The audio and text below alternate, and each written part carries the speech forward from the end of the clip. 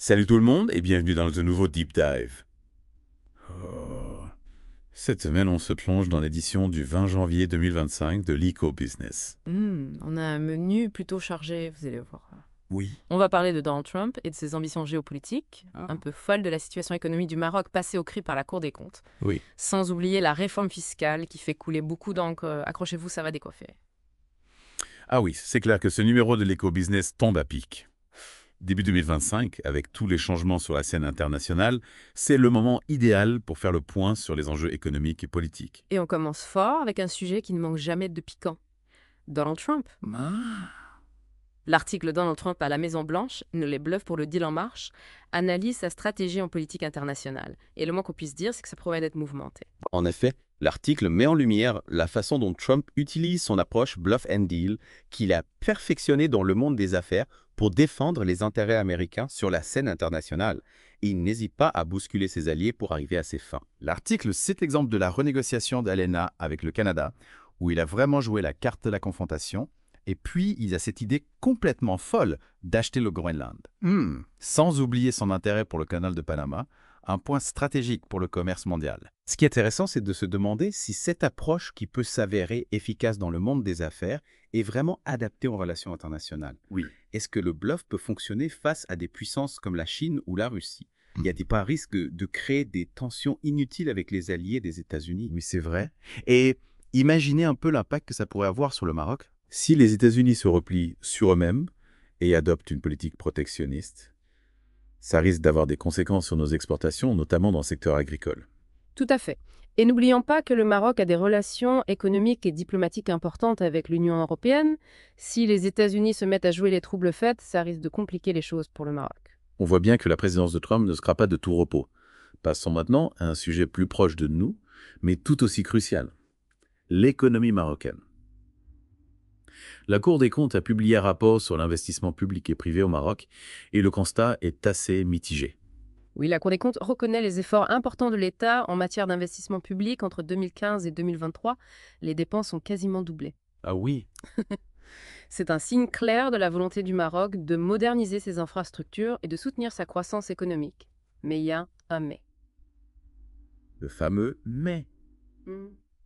Dites, la Cour des comptes s'inquiète du manque d'investissement privé. Le secteur privé ne suit pas le rythme de l'investissement public, ce qui pèse lourdement sur les finances publiques. On se retrouve avec un déséquilibre qui n'est pas tenable sur le long terme.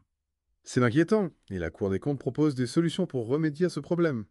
Oui, elle insiste sur la nécessité de réformer le système d'investissement pour le rendre plus attractif pour le secteur privé.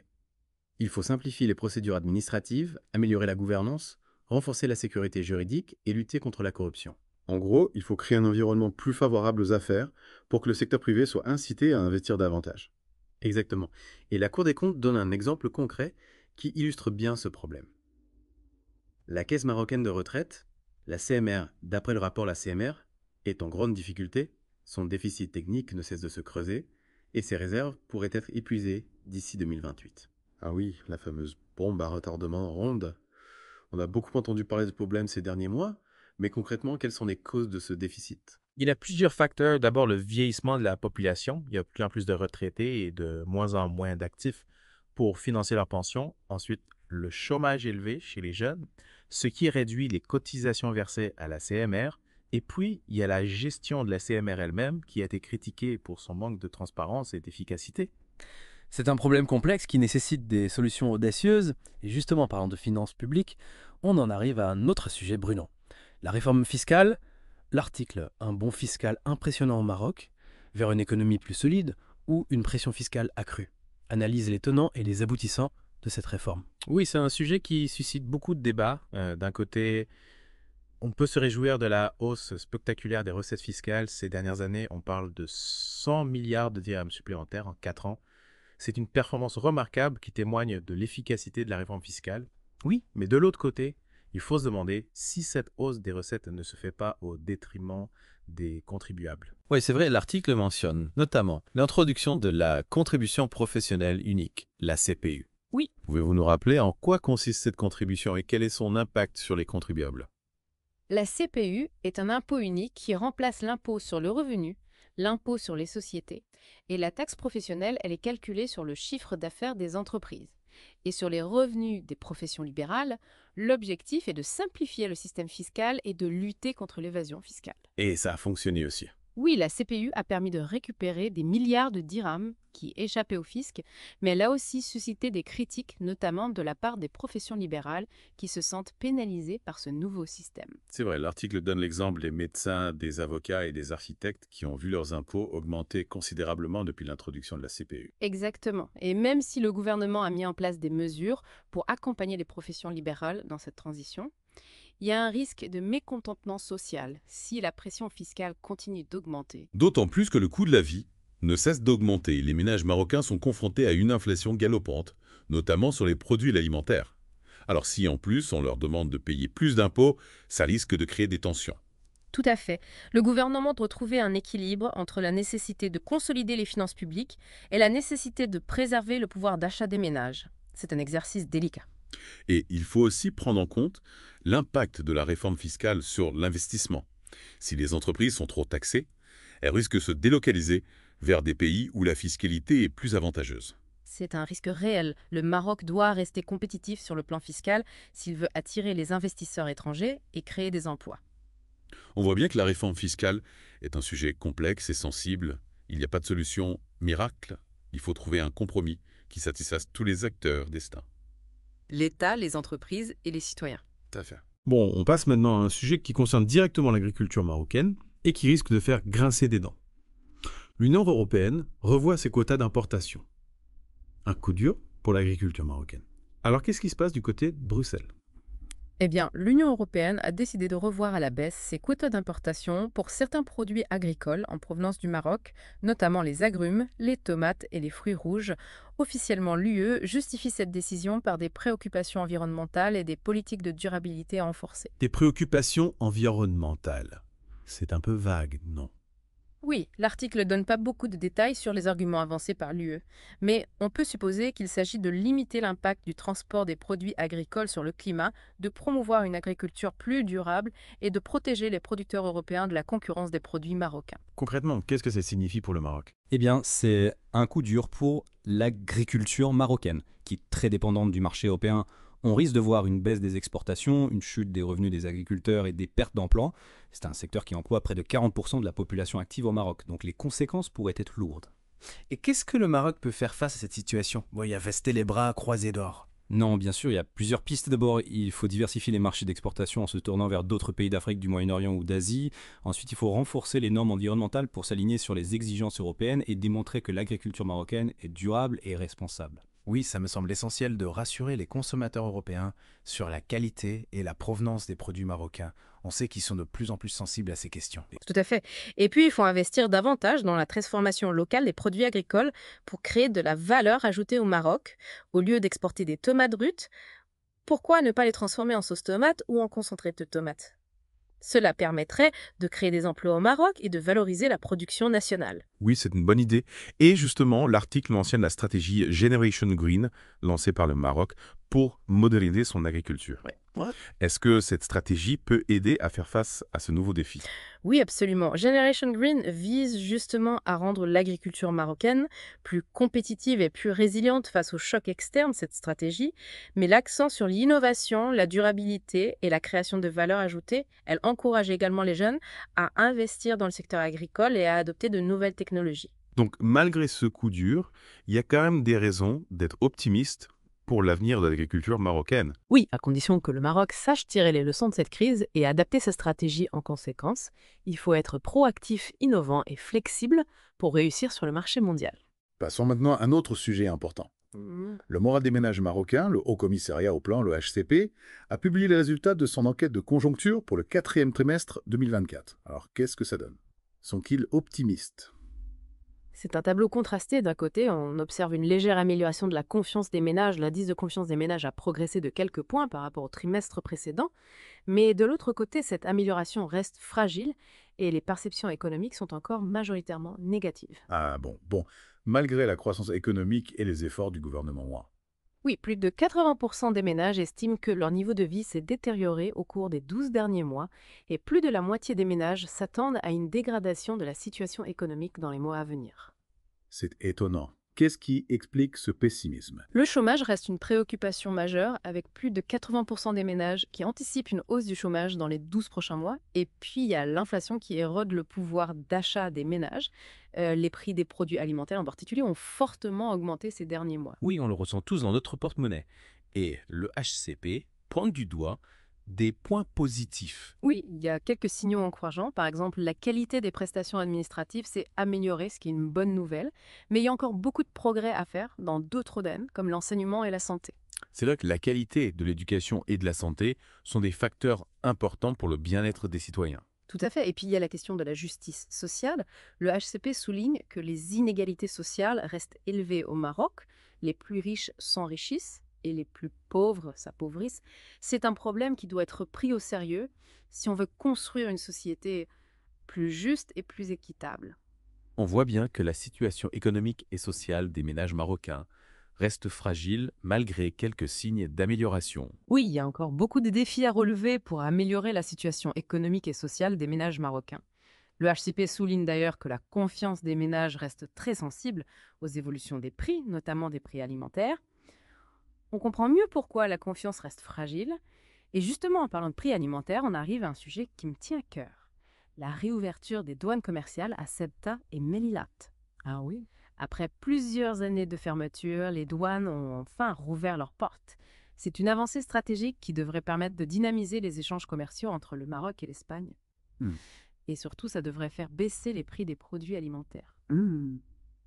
Parce que franchement, avec la fermeture des frontières, on a vu les prix flamber ces dernières années. Oui, la fermeture des douanes a eu un impact négatif sur l'économie locale, notamment dans le nord du Maroc.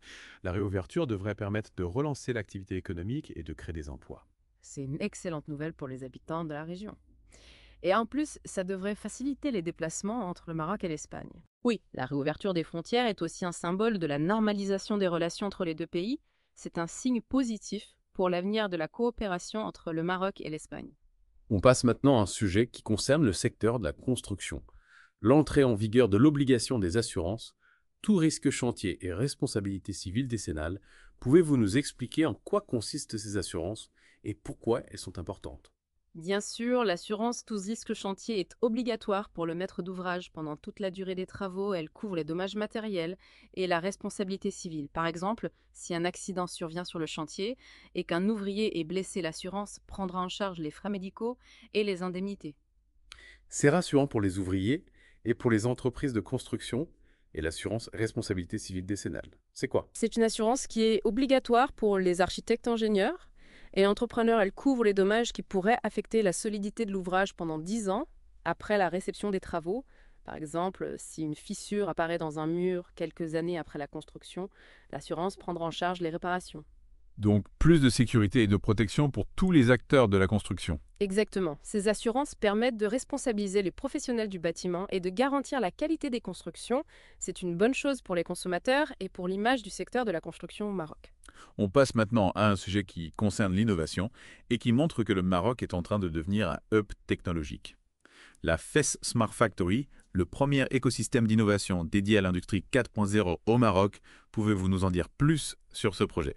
Oui, la FES Smart Factory est un projet ambitieux qui vient d'être lancé sur le campus de l'université Euromed de Fès. C'est un lieu unique qui regroupe des entreprises, des chercheurs, des étudiants et des startups autour d'un objectif commun.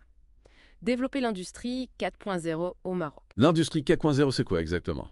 C'est la 4e révolution industrielle. Elle se caractérise par l'intégration des nouvelles technologies numériques dans les processus de production. On parle de robotique, d'intelligence artificielle, d'Internet, des objets de cloud computing, de big data. L'objectif est d'automatiser les tâches, d'optimiser la production, de personnaliser les produits et de créer de nouveaux services. C'est fascinant, c'est. Et la FES Smart Factory, quel est son rôle dans cette révolution? Elle a plusieurs missions. D'abord, accompagner les entreprises marocaines dans leur transformation digitale. Ensuite, former les jeunes aux métiers de l'industrie 4.0. Et enfin, favoriser l'innovation et l'entrepreneuriat dans ce domaine. C'est une initiative qui s'inscrit parfaitement dans la stratégie du Maroc de devenir un hub technologique régional. Tout à fait. Le Maroc a de nombreux atouts pour réussir dans ce domaine. Une main-d'œuvre qualifiée, une infrastructure numérique performante, un écosystème d'innovation dynamique. La FES Smart Factory est un exemple concret de cette ambition. On continue avec un sujet qui intéresse tous ceux qui cherchent un emploi. Quel métier sera en vogue en 2025? LinkedIn a publié un article qui dresse la liste des 25 métiers qui recruteront le plus en 2025, et il y a des surprises. Oui, c'est un article très intéressant qui donne un aperçu des tendances du marché du travail. Et ce qui est frappant, c'est la place occupée par les métiers liés à la technologie. On retrouve les développeurs web, les spécialistes en cybersécurité, les ingénieurs en intelligence artificielle, les data scientists. Ce sont des métiers d'avenir qui offrent de belles perspectives de carrière. C'est une bonne nouvelle pour les jeunes Marocains qui se forment dans ces domaines. Et à part les métiers de la tech, y a-t-il d'autres secteurs qui recrutent mal? Oui, on retrouve également des métiers liés à la santé comme les infirmiers, les aides-soignants, les pharmaciens. C'est un secteur en pleine croissance, notamment avec le vieillissement de la population. Et qu'en est-il des métiers traditionnels comme l'artisanat ou l'agriculture? L'artisanat reste un secteur important au Maroc, mais il est confronté à des défis importants comme la concurrence des produits importés et le manque de modernisation. Quant à l'agriculture, on a vu tout à l'heure qu'elle est touchée par la baisse des quotas d'importation de l'UE. Ce sont des secteurs qui doivent se réinventer s'ils veulent survivre. C'est un message important pour les jeunes Marocains qui cherchent un emploi. Il faut se tourner vers les métiers d'avenir, ceux qui sont en phase avec les nouvelles technologies et les nouveaux besoins de la société. Tout à fait, il faut être adaptable, curieux et avoir envie d'apprendre tout au long de sa vie. Le marché du travail est en constante évolution, il faut savoir s'adapter. Autre nouvelle intéressante. Unilever inaugure de nouveaux bureaux à Casablanca Finance City. C'est un signe de plus de l'attractivité de Casablanca en tant que hub financier régional. Absolument. Casablanca Finance City attire de plus en plus d'entreprises multinationales qui souhaitent s'implanter en Afrique. C'est une plateforme qui offre de nombreux avantages. Une fiscalité attractive, une infrastructure moderne, un environnement des affaires favorable. C'est une bonne nouvelle pour l'économie marocaine. Ces entreprises créent des emplois, investissent dans le pays et contribuent à son développement. Tout à fait. Et puis, c'est aussi une reconnaissance du rôle du Maroc en tant que porte-entrée vers l'Afrique. Le Maroc a une position géographique stratégique, une stabilité politique et économique, et une expertise reconnue dans de nombreux secteurs. On passe maintenant à un sujet qui concerne la coopération internationale. Maroc-GCC. Vers une coopération renforcée dans les énergies renouvelables et les infrastructures. Le Maroc et les pays du Conseil de coopération du Golfe, le GCC, sont en train de renforcer leur coopération dans le domaine des énergies renouvelables et des infrastructures. C'est une alliance stratégique qui pourrait profiter aux deux parties. Oui, c'est une alliance gagnant les pays du GCC, qui disposent d'importants capitaux, cherchent à investir dans des projets d'énergie renouvelable en Afrique. Et le Maroc, qui est un leader régional dans ce domaine, est un partenaire idéal. On parle d'investissement dans l'énergie solaire éolienne et hydraulique, mais aussi dans les infrastructures de transport et logistique. C'est une excellente nouvelle pour le Maroc. Ces investissements vont contribuer à la transition énergétique du pays et à la création d'emplois. Tout à fait. Et puis cette coopération avec le GCC renforce le rôle du Maroc en tant qu'acteur clé dans le développement durable en Afrique. Le Maroc a une expérience reconnue dans les énergies renouvelables et dans la gestion des infrastructures. Il peut partager son expertise avec les pays du GCC et contribuer à la réalisation de projets d'envergure sur le continent africain. Et pour finir ce tour d'horizon, on aborde un sujet qui fait rêver. La voiture électrique à petit prix. Honda sera en train de développer une nouvelle version de sa citadine électrique. La Honda est plus accessible et plus adaptée aux besoins des conducteurs urbains. C'est une excellente nouvelle pour les automobilistes marocains qui rêvent de passer à l'électrique sans se ruiner, surtout que le Maroc a mis en place des incitations pour encourager l'adoption des voitures électriques. Avec l'arrivée de modèles plus abordables, on peut espérer voir le marché décoller dans les années à venir. Ce serait une excellente chose pour l'environnement et pour la qualité de l'air dans nos villes. Tout à fait, la voiture électrique est une solution d'avenir pour réduire la pollution et lutter contre le changement climatique. Le Maroc a fait le pari des énergies renouvelables. Il est logique qu'il encourage également le développement de la mobilité électrique. Et voilà, c'est la fin de notre tour d'horizon des sujets abordés dans ce numéro de l'Eco-Business. Comme vous le voyez, c'est un magazine riche et varié qui aborde des thématiques très actuelles. Absolument, c'est une lecture indispensable pour tous ceux qui s'intéressent à l'actualité économique et politique du Maroc et du monde. On va maintenant se pencher sur un article qui a particulièrement retenu notre attention. Laurent Alexandre Estoc, l'intelligence artificielle comme clé de l'immortalité. L'article porte sur le dernier livre de Laurent Alexandre, ChatGPT va nous rendre immortels. C'est un livre qui fait beaucoup parler de lui. Et pour cause. Laurent Alexandre était plutôt critique vis-à-vis de l'intelligence artificielle dans le passé, se montre maintenant très optimiste sur le potentiel de l'IA à transformer nos vies et même à repousser les limites de la mort. C'est un virage à 180 degrés qui a surpris beaucoup de monde. Oui. Alors, qu'est-ce qui a changé dans la pensée de Laurent Alexandre ? Qu'est-ce qui le rend si optimiste aujourd'hui ? Eh bien, il semble que les progrès fulgurants de l'IA, notamment avec l'arrivée de ChatGPT, l'ont convaincu que nous sommes à l'aube d'une nouvelle ère, une ère où l'IA ne sera plus simplement un outil, mais un véritable partenaire capable d'augmenter nos capacités intellectuelles et physiques. Et en quoi l'IA pourrait-elle nous rendre immortels? On parle d'immortalité au sens littéral du terme mortel. Alors attention, on ne parle pas d'immortalité au sens littéral du terme, mais ça, Laurent Alexandre parle plutôt d'une immortalité relative, c'est-à-dire que l'IA pourrait nous permettre de vivre beaucoup plus longtemps et en meilleure santé. Et comment cela serait-il possible?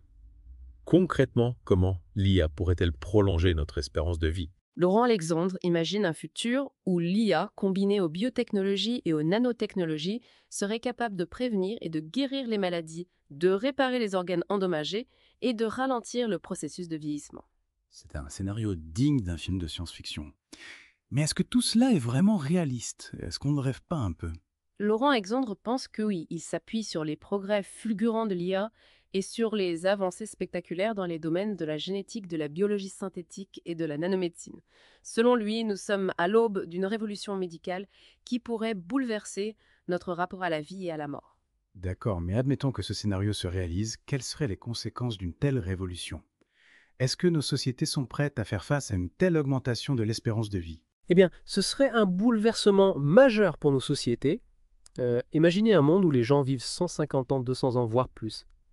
Cela poserait des questions fondamentales sur l'organisation du travail, les systèmes de retraite, les rapports entre les générations et bien sûr sur le sens même de la vie et de la mort. C'est vrai, il faudrait repenser tout notre modèle de société, nos systèmes économiques, nos systèmes politiques, nos systèmes de valeurs, tout serait à revoir. Exactement, et c'est là que le bas blesse. Sommes-nous prêts à faire face à un tel bouleversement? Oui. Sommes-nous capables d'anticiper les conséquences d'une telle révolution? C'est la grande question. Laurent Alexandre, tout en se montrant optimiste sur le potentiel de l'IA, appelle à la prudence et à la responsabilité. Il insiste sur la nécessité d'un débat public sur ces enjeux, un débat qui doit impliquer tous les acteurs de la société, scientifiques, politiques, philosophes, citoyens. Tout à fait. Il ne faut pas laisser la technologie dicter notre avenir. C'est à nous collectivement de décider quel monde nous voulons construire avec l'IA. Et l'Ecobusiness nous donne des pistes pour alimenter ce débat. Oui, le magazine propose une série d'articles sur les aspects éthiques, sociaux et économiques de l'IA. Il donne la parole à des experts, des chercheurs, des entrepreneurs, des philosophes. C'est une mine d'informations pour tous ceux qui veulent comprendre les enjeux de cette révolution technologique. Super Isma. On mettrait les liens vers ces articles dans les notes de l'épisode. Et pour conclure cette première partie de notre deep dive, j'aimerais poser une question à nos auditeurs. Je vous en prie. Si l'IA pouvait vraiment vous offrir la possibilité de vivre beaucoup plus longtemps en bonne santé, est-ce que vous la saisiriez? Et si oui, qu'est-ce que vous feriez de tout ce temps supplémentaire? C'est une question fascinante. Ah. J'ai hâte de lire les réponses de nos auditeurs sur les réseaux sociaux. Moi aussi, on se retrouve dans quelques instants pour la deuxième partie de notre deep dive. Restez avec nous. Oui, à bientôt. À tout de suite. On reprend notre exploration de l'éco-business. Si vous le voulez bien, il nous reste encore plein de choses à découvrir dans ce numéro. Avec plaisir, on a parlé de l'immortalité relative promise par IA. Oui. Mais j'imagine que le magazine aborde aussi des sujets plus terre-à-terre, comme l'impact de l'IA sur le marché du travail. Tout à fait. L'article « L'IA au travail, menace ou opportunité » analyse la façon dont l'IA transforme le monde du travail, et ce, à une vitesse folle. Certains métiers vont disparaître, d'autres vont émerger, et tous les autres seront impactés d'une manière ou d'une autre par l'automatisation et la robotisation. C'est un peu angoissant, non? On a l'impression que les robots vont nous piquer nos boulots. Oui. Concrètement, quels sont les métiers les plus menacés par l'IA? L'article cite l'exemple des caissiers, des chauffeurs routiers, des agents de voyage, des ouvriers dans l'industrie manufacturière. Ce sont des métiers qui sont facilement automatisables et qui risquent de disparaître progressivement dans les années à venir. D'accord, mais du coup, qu'est-ce qu'on va faire, nous les humains? On va tous se retrouver au chômage. Pas forcément, l'IA va aussi créer de nouveaux emplois, des emplois plus qualifiés, plus créatifs, plus stimulants. L'article donne l'exemple des data scientists, des spécialistes en cybersécurité, des ingénieurs en robotique, des designers d'interfaces utilisateurs. Ce sont des métiers qui demandent des compétences spécifiques et qui seront très recherchés dans les années à venir. Je vois, en gros, il faut se former aux métiers demain, aux métiers qui sont en phase avec l'IA et les nouvelles technologies. Exactement. L'enjeu, c'est de s'adapter à cette nouvelle donne, il faut former les travailleurs aux compétences de demain, au métier de l'IA, la data science de la cybersécurité. C'est un enjeu majeur pour les entreprises, les gouvernements et les individus. L'Eco-Business donne des pistes pour accompagner cette transition. Oui, parce que franchement, ça fait un peu peur quand même. Loom Magazine propose plusieurs solutions. D'abord, investir massivement dans la formation professionnelle pour permettre aux travailleurs de se reconvertir vers les métiers d'avenir. Ensuite, encourager l'entrepreneuriat pour créer de nouveaux emplois et de nouvelles opportunités.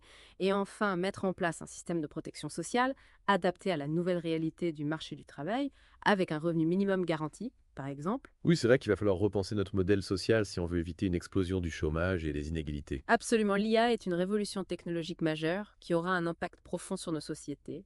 Il faut l'anticiper et s'y préparer dès maintenant. On note. On a parlé d'IA au travail, mais j'imagine que l'éco-business s'intéresse aussi aux autres aspects de la révolution numérique. Oui. Par exemple, la cybersécurité, c'est un sujet de plus en plus important, non? Oui, Ouais. le magazine consacre justement un article à ce sujet.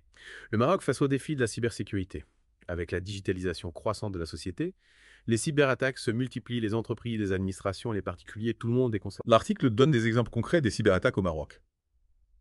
Parce que j'avoue que j'ai un peu de mal à imaginer ce que ça peut être concrètement. L'article cite l'exemple d'une attaque contre un grand groupe bancaire marocain qui a paralysé son système informatique pendant plusieurs heures. Les clients n'ont pas pu accéder à leurs comptes, les distributeurs automatiques de billets ne fonctionnaient plus. C'était la panique. Oh là, ça fait froid dans le dos. Et on sait qui est derrière ces attaques et que ça. Pas toujours, parfois ce sont des pirates informatiques qui agissent pour leur propre compte par défi ou par cupidité, mais parfois ce sont des groupes terroristes ou des États étrangers qui peuvent avoir des motivations politiques ou idéologiques. D'accord. Donc le Maroc est confronté à une vraie menace. Qu'est-ce qui est fait pour se protéger? Le Maroc a fait des progrès importants ces dernières années en matière de cybersécurité.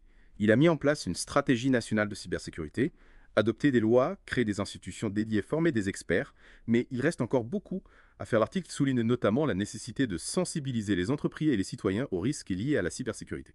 Oui, c'est vrai, on a tous un rôle à jouer pour se protéger. Mettre à jour nos logiciels, utiliser des mots de passe robustes, ne pas cliquer sur des liens suspects, etc. Tout à fait, la cybersécurité, c'est l'affaire de tous. Bon, on a parlé d'IA, de cybersécurité, mais on passe à un sujet un peu plus léger. J'ai vu que l'éco-business consacre un dossier au marché immobilier marocain, un sujet qui intéresse beaucoup de monde. Absolument. Le marché immobilier est en pleine effervescence au Maroc, avec des prix qui ne cessent d'augmenter. L'article Immobilier au Maroc. Bulle et réalité. Analyse les tendances du marché et se demande si on est en train d'assister à une bulle spéculative. Une bulle spéculative. C'est-à-dire, c'est une situation où les prix augmentent de manière artificielle déconnectée de la réalité économique. C'est ce qui s'est passé aux États-Unis en 2008, avec la crise des subprimes. Les prix de l'immobilier avaient tellement augmenté que les gens ne pouvaient plus rembourser leurs prêts et tout s'est effondré. D'accord. Et au Maroc, est-ce qu'on risque de vivre la même chose? L'article est assez nuancé. Il reconnaît que les prix ont fortement augmenté ces dernières années, notamment dans les grandes villes comme Casablanca, Rabat et Marrakech, mais il explique que cette hausse s'explique par plusieurs facteurs. La croissance démographique, l'urbanisation, le développement du tourisme, les investissements étrangers, etc. Oui, c'est vrai qu'il y a beaucoup de facteurs qui expliquent cette hausse des prix, mais du coup, est-ce que c'est une bonne chose ou une mauvaise chose? Ça dépend pour qui. Pour les propriétaires, c'est une bonne nouvelle. Leur patrimoine immobilier prend de la valeur. Mais pour ceux qui veulent acheter un logement, c'est plus compliqué. Les prix sont devenus inaccessibles pour beaucoup de ménages. C'est vrai, acheter un appartement à Casablanca, c'est devenu un rêve inaccessible pour la plupart des gens. Exactement. Et l'article souligne que ce problème risque de s'aggraver dans les années à venir avec la croissance démographique et l'urbanisation.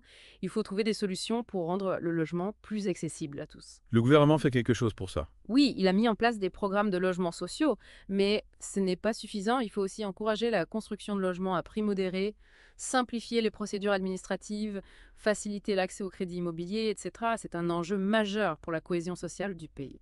Bon, on a parlé d'immobilier, on a parlé des technologies, on a parlé d'économie, il nous manque quoi. Ah oui, la culture. Est-ce que le co-business parle de culture? Bien sûr. Le magazine consacre une rubrique à la culture avec des articles sur le cinéma, la musique, la littérature, les arts plastiques. Super. Et qu'est-ce qu'on trouve dans cette rubrique cette semaine? Il y a un article très intéressant sur le cinéma marocain.